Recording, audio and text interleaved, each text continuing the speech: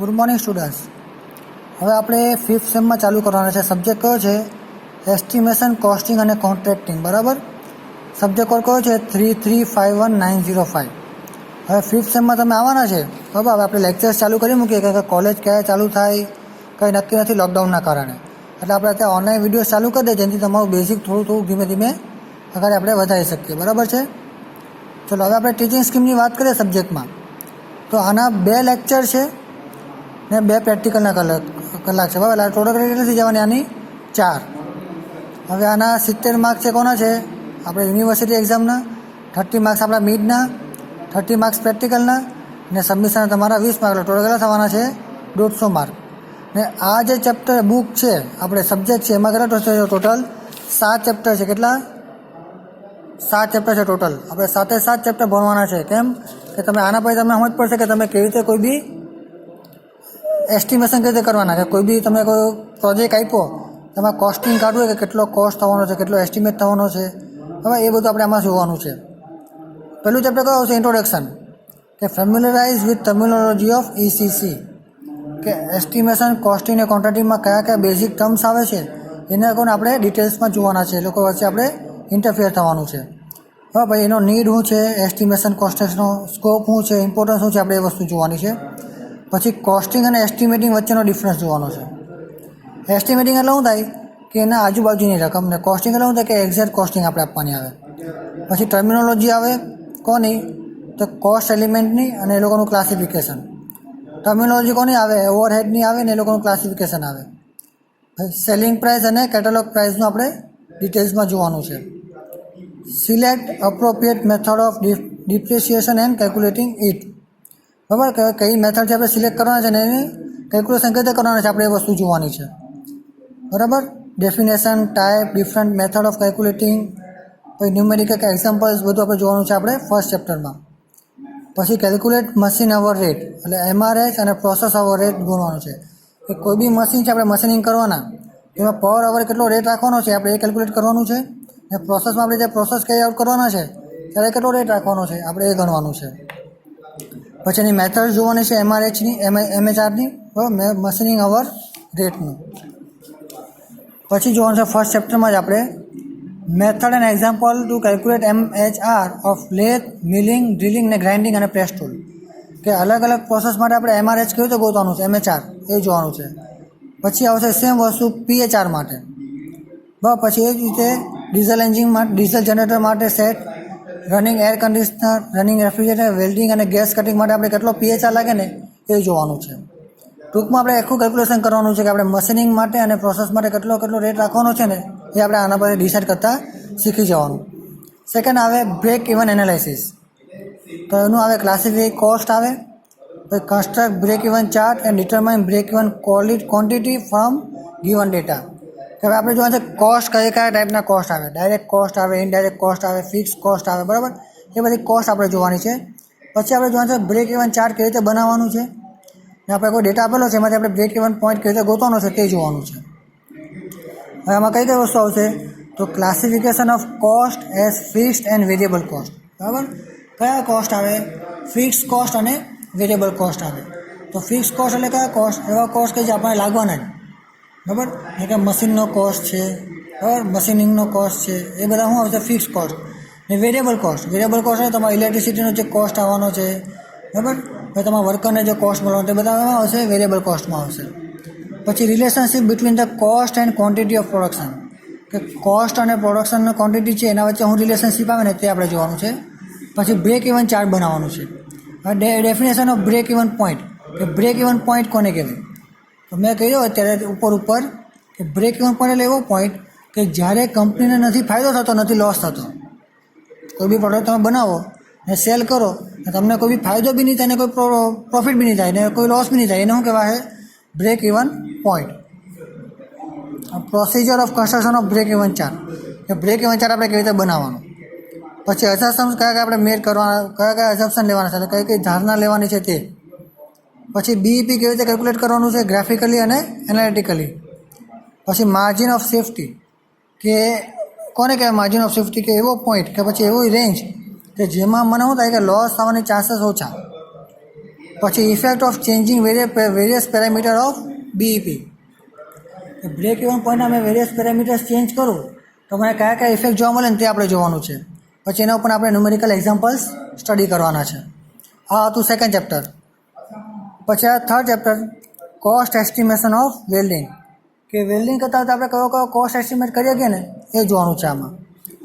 એસ્ટિમેટિંગ cost of consumables and production for gas cutting and welding of a given job, કે આપણે કોઈ બી job આપેલો છે બરાબર, એમાં આપણે ઇલેક્ટ્રોડ વાપરવાના છે કે પછી ગેસ વાપરવાના છે, તો એ લોકોનું કેટલું કન્ઝ્યુમેબલ કોસ્ટ લાગવાનું છે ને પ્રોડક્શન કેટલું થવાનું છે ને એ જોવાનું છે આપણે.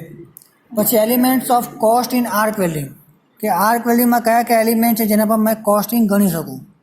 પછી factors affecting arc welding cost, કે આર્ક વેલ્ડિંગમાં મારે કોસ્ટમાં કયા કયા ફેક્ટર્સ અફેક્ટ કરવાના છે તે જોવાનું છે. Estimating cost elements for consumable in arc welding and gas cutting અને આર્ક વેલ્ડિંગ, બરાબર, કયા કયા કન્ઝ્યુમેબલ્સ આવે એનો કોસ્ટ આવવાનો. પછી ગેસ કટિંગના આપણે ચાર્જિસ કેટલા લેવાના અને આર્ક વેલ્ડિંગના કયા ચાર્જિસ લેવાના, એના પરથી આપણે ટોટલ આખું એસ્ટિમેટ કરવાનું છે કોસ્ટનું. પછી estimation of production cost of given welding job from above method, કે આપણે ઉપરની મેથડ જે જોઈ કઈ idea method, estimation cost element for consumable gas cutting arc welding. હવે એના પરથી આપણે જોવાનું છે કે આપણે કોઈ બી જોબ આપેલો છે તો એમાં આપણે ટોટલ કેટલો કોસ્ટનું એસ્ટિમેટ મૂકી શકીએ ને એ આપણે શીખવાનું છે આ ચેપ્ટરમાં. પછી હવે ફોર્થ ચેપ્ટર છે જે આપણે વેલ્ડિંગમાં જોઈ ગયા એ રીતે કેમાં આવશે આમાં ફોર્જિંગ અને કાસ્ટિંગ માટેનું, બરાબર. આમાં બે સેક્શન પડી જશે, એક ફોર્જિંગનું સેક્શન પડી જશે, એક કાસ્ટિંગનું પડી જશે, બરાબર. પહેલાંમાં આવશે શું છે estimation cost of material, forging dice, production cost for the forging component. કોઈ બી એક ફોર્જિંગ કોમ્પોનન્ટ આપણને આપેલો છે, બરાબર. હવે એના કમ્પોનન્ટ્સ કયા કયા લાગવાના છે, મટીરિયલનો કોસ્ટ કયો છે, એમાં ડાઇસ બનાવવાની છે, એ બધા ટોટલ કોસ્ટ કેટલો થવાનો ને એ આપણે ગણતા શીખવાનું છે આ ચેપ્ટરમાં. પછી આવશે કાસ્ટિંગ માટેનું, કયું મટીરિયલ છે, કઈ પેટર્ન છે, કયું પ્રોડક્શન છે, કોમ્પોનન્ટનો કેટલો કેટલો કોસ્ટ લાગવાનો છે એ બધું આપણે જોવાનું છે. પછી cost terminology associated with forging shop, કે ફોર્જિંગ શોપમાં આપણે કયા કયા ટર્મિનોલોજી છે કોસ્ટના જે એમાં આવતા છે આપણે એ જોવાનું છે. The procedure of calculating material cost of a product for forging shop, કે કોઈ બી શોપ આવ્યો બરાબર, કોઈ બી એક ફોર્જિંગ માટેનો મારો જોબ આવ્યો, બરાબર. હવે એના માટે મેં મટીરિયલ છે એનો કોસ્ટ કઈ રીતે ગણાને આપણે એ આમાં જોવાનું છે. જેમ કે મેં કેટલા વેટ ઓફ મટીરિયલ આપવાનો છે, કેટલો વેટ મારે કટ કરવાનો છે, કેટલો મારો વેટ ફોર્જિંગ કરવાનો છે એના પરથી. પછી આવશે procedure of estimating cost of forging dies, કે ફોર્જિંગ ડાઇસને બનાવો એના માટે મારો કયો કોસ્ટ લાગવાનો છે અને કેટલો કોસ્ટ લાગવાનો છે એ જોવાનું. પછી પ્રોસિજર ઓફ એસ્ટિમેટિંગ ફોર્જિંગ કોસ્ટ, કે ફોર્જિંગ માટેની જે પ્રોસેસ મેં કરવાનો એમાં મારે કેટલો કોસ્ટ લાગે તે. પછી given the forge component estimate forging cost, હવે મારે કોઈ બી કમ્પોનન્ટ આપેલો છે તો ઉપર આપણે જે બધા કોસ્ટ જોઈ ગયા એમાંથી મેં શું કરા ટોટલ કોસ્ટ એનો આપી દેવા કમ્પોનન્ટનો. સેમ રીતે આપણે શું કરવાનું છે કાસ્ટિંગ માટેનું. હવે કાસ્ટિંગ માટે શું આવશે ફાઉન્ડ્રી શોપ આવશે, બરાબર. ત્યાં ટર્મિનોલોજી આવવાની કોસ્ટની, પછી પ્રોસિજર આવવાની કેલ્ક્યુલેશન માટેની, પછી પ્રોસિજર આવવાનું કોસ્ટ એસ્ટિમેશનનું, પછી એનું શું આવે ફાઉન્ડ્રી કોસ્ટ, એનું મેં જે કાસ્ટિંગ કહ્યું તેનો કોસ્ટ, પછી શું આવશે કે આખા કમ્પોનન્ટનો કોસ્ટ કઈ રીતે કાઢવાનો. જે આપણે કાસ્ટિંગમાં કર્યું સેમ પ્રોસેસ આપણે ફાઉન્ડ્રી શોપમાં કરવાનું. પછી આવશે એસ્ટિમેશન ઓફ મશીન પાર્ટ, કે જ્યારે કોઈ બી પાર્ટનો મેં મશીનિંગ કરું તો મેં કેવી રીતે કોસ્ટ લગાડવાનો છું એ જોવાનું. હવે estimate the machine part cost for lathe, drilling, milling અને શેપિંગ ઓપરેશન, કે શેપિંગ ઓપરેશન માટે, લેથના ઓપરેશન માટે, ડ્રિલિંગના ઓપરેશન માટે, મિલિંગના ઓપરેશન માટે મેં કેટલો કોસ્ટ લગાવ્યો પાર્ટ ઉપર મારે એ જોવાનું છે. પહેલાં શું જોવું પડશે કે કયા કયા ટર્મિનોલોજી આપણે યુઝ થવાના છે. પછી આપણે એસ્ટિમેશન ઓફ મટીરિયલ કોસ્ટ આપણે કેવી રીતે કરવાના છે તેની પ્રોસિજર. પછી કોઈ બી પાર્ટ છે એનું આપણે મશીનિંગ કરશું એની પ્રોસિજર કઈ થવાની છે એસ્ટિમેટિંગની આપણે એ જોવાનું છે. પછી આવશે લેથ માટેનું જોવાનું, ડ્રિલિંગ માટે જોવાનું, શેપિંગ માટે જોવાનું, મિલિંગ માટે જોવાનું ને સિલિન્ડ્રિકલ ગ્રાઇન્ડિંગ ઓપરેશન માટે જોવાનું. આ અલગ અલગ મશીનિંગ માટે જોઈ લીધું. મારે કોઈ કમ્પોનન્ટ આવ્યામાંથી મારે આમાંથી 3-4 ઓપરેશન મેં સિલેક્ટ કરવાનો છું ને એમાં પરફોર્મ કરવાનું છું તો મેં ટોટલ કોસ્ટ કેવી રીતે કાઉન્ટ કરાને આપણે એ બધી વસ્તુ આ ચેપ્ટરમાં શીખવાની છે, બરાબર. Cost estimation of machine parts.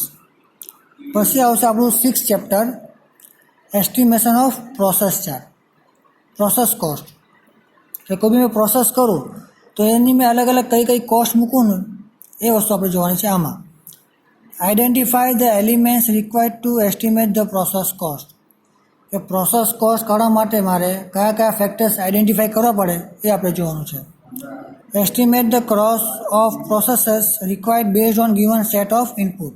તો મને ઇનપુટ આપેલા છે એમાંથી મેં કયા કયા પ્રોસેસ ઉપર કયા કયા કોસ્ટ રાખવાનો છું એ આપણે આમાં સ્ટડી કરવાનું છે. Understand importance of estimating various process cost. કે આપણે અલગ અલગ પ્રોસેસ કોસ્ટનું એસ્ટિમેશન કરીએ તો એનું ઇમ્પોર્ટન્સ શું છે આપણે એ પહેલાં જોવાનું છે. પછી procedure and step to estimate cost for following process. કે નીચેના પ્રોસેસ માટે આપણે પ્રોસિજર અને સ્ટેપ જોવાના છે એસ્ટિમેટિંગના. પહેલું આવે producing power using diesel generating set. કે ડીઝલ જનરેટિંગ સેટ છે એના માટે મેં કોસ્ટ એસ્ટિમેશન કેવી રીતે કરા એ આપણે જોવાનું છે.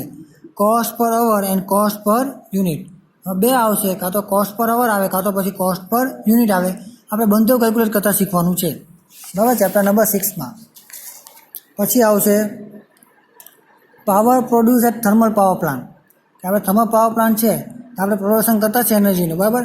તો એમાં મને કેટલો કોસ્ટ લાગતો છે તે જોવાનું. એમાં શું આવશે? કોસ્ટ પર યુનિટ. માની લો કે મારા થર્મલ એનર્જી યુનિટે પાવર પ્લાન્ટે 500 યુનિટનું 500 કિલોવોટ યુનિટનો મારે એનર્જી પ્રોડ્યુસ કરી, તો એમાં કેટલો કોસ્ટ લાગ્યો. હવે એ ટોટલ કોસ્ટમાંથી મારે જો પર યુનિટનો કોસ્ટ ગોતો હોય તો એ કેવી રીતે ગણવાનો એ જોવાનું. પછી આવશે પાઉચ પેકેજિંગ. કે આપણે નાના નાના પાઉચ જોયા તમે, શેમ્પૂના છે, તેલના આવે, બરાબર, કે પછી કોઈ બીજા બધા પાઉચ આવે ને આપણા. હવે એ બધા પાઉચનો કોસ્ટ કેટલો લાગે, કોસ્ટ કેટલો થવાનો છે એક પાઉચને પેક કરવાનો, આપણે એ વસ્તુ જોવાની છે. પછી હીટ એક્સચેન્જર કુલિંગ ઓર હીટિંગ કોસ્ટ પર અવર. મારો કોઈ બી હીટ એક્સચેન્જર છે, હવે હીટ એક્સચેન્જરનું કામ શું આવે? એક સબસ્ટન્સમાંથી બીજા સબસ્ટન્સમાં હીટ ટ્રાન્સફર કરવાનું, એને કહેવાય હીટ એક્સચેન્જર. એમાં શું થાય? બે એલિમેન્ટ હોય, એક એલિમેન્ટ હોટ આવે ને એક એલિમેન્ટ કોલ્ડ આવે. જે હોટ છે તે કોલ્ડ થઈ જાય અને જે કોલ્ડ છે તે હોટ થઈ જાય. એટલે શું થવાનું કે હોટવાળામાં કુલિંગ થવાનું અને કોલ્ડવાળામાં હીટિંગ થવાનું. તો હવે 1 કલાકમાં મારું કેટલું હીટિંગ થતું છે કેટલું કુલિંગ થતું છે એના પરથી મારે એનો કોસ્ટ ગણવાનો છે. પછી આવશે આઈસ પ્લાન્ટ, કોસ્ટ પર યુનિટ વેટ. કે આઈસ પ્લાન્ટમાં માની લો કે મેં 1 કલાકમાં 1000 કિલોની આઈસ બનાવી, બરાબર. તો 1 કિલોની મારે જો આઈસ બનાવી હોય તો મારે કેટલો કોસ્ટ લાગવાનો છે આપણે એ વસ્તુ ગણવાની છે આઈસ પ્લાન્ટમાં. Given the required set of input estimate the cost of processor specified about. હવે આપણે ઉપરના બધા પ્રોસેસ જોઈ ગયા, એમાંથી મને ઇનપુટ ડેટા આપ્યો હોય તેમાંથી મારે બીજા બધી વસ્તુની કોસ્ટ કાઢવાનું છે એ આપણે જોવાનું છે કે કેવી રીતે આપણે એ વસ્તુને અચીવ કરવાની. પછી આવશે ચેપ્ટર નંબર 7 બજેટિંગ અને contracting. Explain various budgetary and accounting terminology.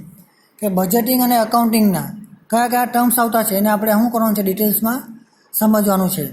પછી પ્રિપેર સિમ્પલ બજેટ.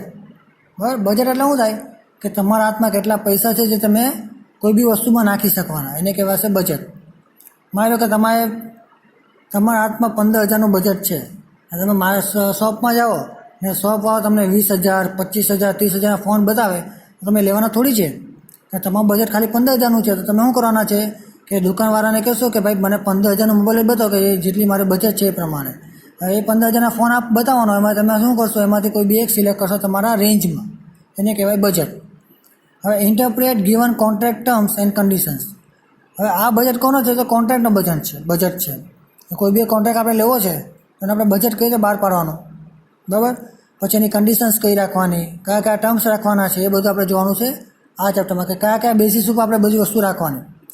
પછી select parameters terms and conditions to be included in contract. કે આપણા કોન્ટ્રાક્ટમાં કયા કયા પેરામીટર્સ છે, ટર્મ્સ છે અને કન્ડિશન્સ છે જે આપણે ઇન્ક્લુડ કરવાની છે તે જોવાનું. કઈ કઈ વસ્તુ આવે કે બજેટ અને બજેટરી કંટ્રોલ્સ કયા કયા છે તેને ડિફાઇન કરો. પછી બજેટની પર્પઝ શું છે તે જોવાનું. કયા કયા ટાઈપ્સના બજેટ આવે, બેનિફિટ કઈ કઈ છે, એક્ઝામ્પલ આપો ને એના ઇન્ડસ્ટ્રીયલ બજેટ કાઢો. Prepare simple budget given required input data. કે આપણે ઇનપુટ ડેટા આપેલા છે એમાંથી આપણે શું કરવાનું છે એક બજેટ બનાવવાનો છે સિમ્પલ ટાઈપનો. Explain various accounting terminology like book value, net present value, work in progress, gross domestic product, balance sheet terminology etcetera. આ બધું આપણે જોવાનું છે કે અકાઉન્ટિંગનું. પછી ડિફાઇન કોન્ટ્રાક્ટ. કે કોન્ટ્રાક્ટ કોને કહેવાય, એના કેરેક્ટરિસ્ટિક શું છે અને એડવાન્ટેજ શું છે તે. પછી અલગ અલગ ટાઈપના કોન્ટ્રાક્ટ. પછી ટેન્ડર કેવી રીતે ભરાય, બરાબર. એમાં 2 ટાઈપના ટેન્ડર આવે, મેન્યુઅલ ટેન્ડર અને ઈ ટેન્ડર.